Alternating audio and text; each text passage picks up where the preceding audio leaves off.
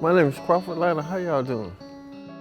That's a great intro. All right, so Crawford, I'm gonna hit you with some prompts, and what you're gonna do is just riff on these prompts. What's your least favorite food? Riff on it for a minute. Squash. It doesn't sound delectable or something like that. Yeah. Like I don't think go to the house to get some squash, man. You too? I was thinking the same exact thing. That's great. Bud, so good to be here with you. Hey man, you on great. I know you this all day. You know, you and I, when we hang out, we like to keep things kind of light. I'm a comedian, and it's part of why we get along. I thought they knew.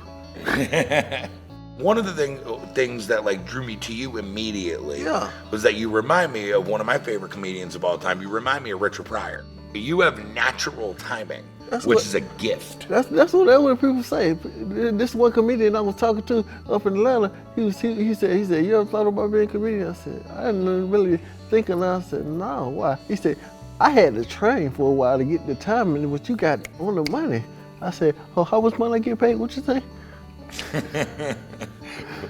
So to get serious for like just a second, what happened to you when you can you tell the folks like what happened to you when you were a young man?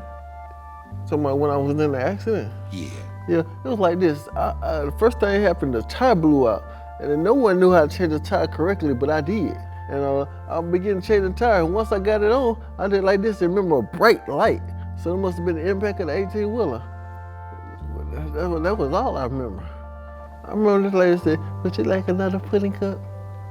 See, I was in the hospital. I couldn't talk. And I could shake my head, but that's all I could do. And you didn't know where you were?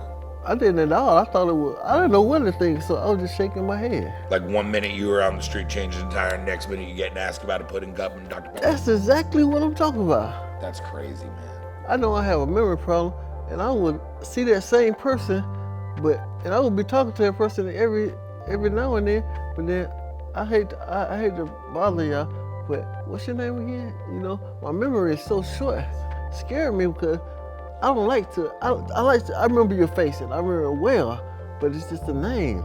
And then I just realized I had to accept that because that's the way I am. Is that what keeps you positive?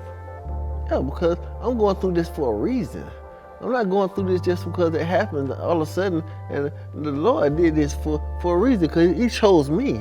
I could have been hit by 18, well, I supposed to have been gone, but he chose me to go through this because he had a purpose for me being here. I'm meant to be here for a reason. Show everybody it's not over just because you have an accident or something like that. It's some reason, some things like dominoes, they fall behind each other because they're supposed to fall that way. Sometimes you're supposed to be someplace so you can meet that person, and not as far as a relationship, so just so you made that person's day, and you just say, you know, you don't know, that might make that person's life better. That one little, everybody deserves to be treated equally, as good as you can do. But everybody don't see it that way. I respect you the way you do. That's the way I am. I believe in, why not share love with the world? If I could do that. The Lord shared love with me, waking me up this morning. That's just the way I am.